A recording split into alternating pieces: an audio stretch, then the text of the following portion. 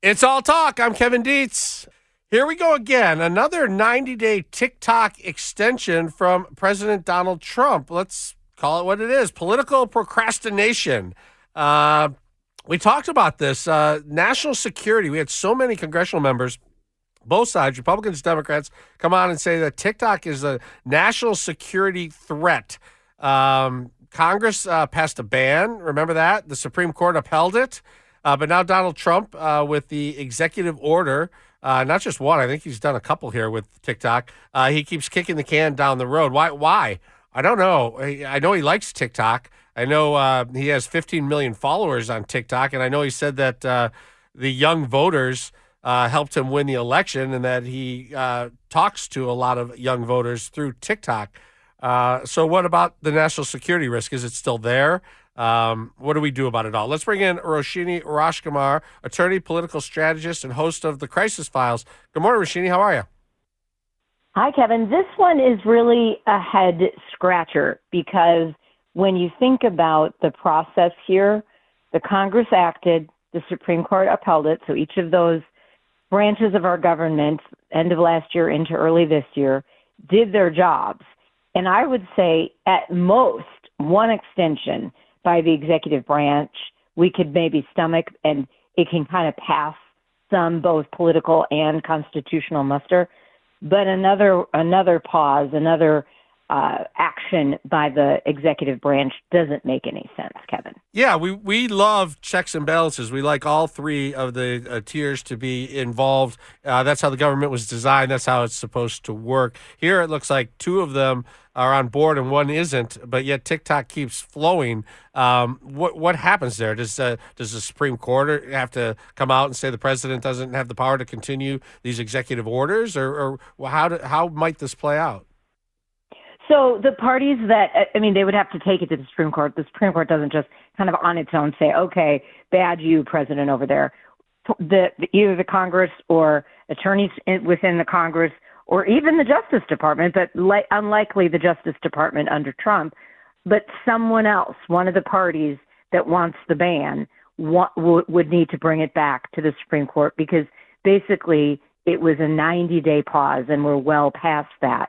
So this is the kind of thing where I was really looking at it from all different angles. I don't see how the president comes out on top here because we haven't also seen any activity where, remember, he prides himself in being a deal maker, the president does, and he was going to dig into it and see what kinds of things he could get from the parent company of TikTok. Well, we haven't heard of anything going on. And the people that were fearing that Americans' private data was at risk, those fears haven't been quelled, at least that I've seen, unless I've missed some reports. I don't think so. Yeah, that would be the only thing. If there is, we're getting close because, ByteDance has showed us this or TikTok has done this, but we haven't seen any of that. So this should be just a straightforward, okay, nope, can't put it on another pause, but someone from Congress or the original kind of, which was the body that put in the ban, whoever was bringing that about, one of those parties would take it back up with the Supreme Court, and the Supreme Court would just say, yep, our order, we're going to return to the order that we put out in January of this year.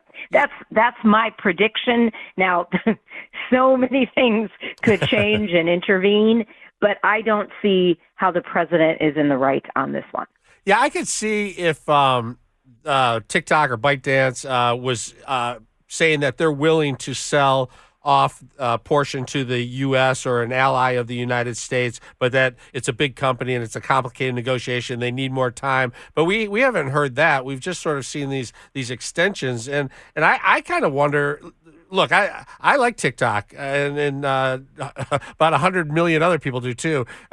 So Donald Trump may want to keep TikTok going just because so many people like it. He likes to be on the populist side of issues, it seems. And so I sort of see why he's doing it, but I don't see him having this great ability to do it. Politically, does it hurt him at all, or does it help him to keep having these extensions because so many people love TikTok? Well, that's a great question, but it depends on who's hurting and helping, right? So the people that run businesses using TikTok, the users of TikTok. You're one of them. I am not. But it's not because of the privacy reasons. I have too many social handles to manage. I'm just not going to add one more. So I'm kind of glad I'm on the outside of this one. But here's the thing. We haven't seen ByteDance move in any direction. They're basically giving the U.S. the middle finger because they're not sitting here trying to incorporate some kind of U.S. ownership.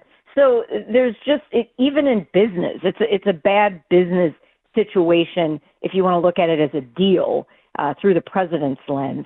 Now, when it comes to the politics of it and the constitutionality of it, it's a losing game for the president if he continues to stay here, because what it does is it gives to his critics more fuel to the fire that he's skirting and basically washing his hands of the Constitution and thinks he can do anything. And that's why those whole, the people that were rallying for no kings, those kinds of protests get a lot of fuel to their fire if the president truly doesn't stick to the Constitution on this one.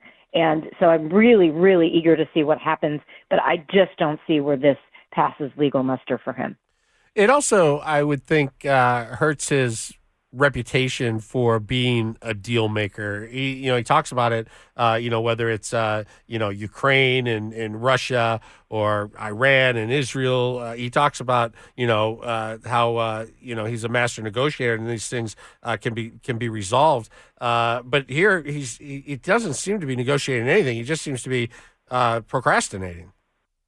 Yeah, it's basically a big procrastination, as you started the segment by saying, really, this is in the grand scheme of things, when we look at what is happening with Iran and Israel in the Middle East and what could happen, that is such a big national security, international security issue that he needs to focus on. I think he's got to let this one go, let the courts and the Congress do their job and focus on some of the other things. Otherwise, he's going to have more bad optics on his hands.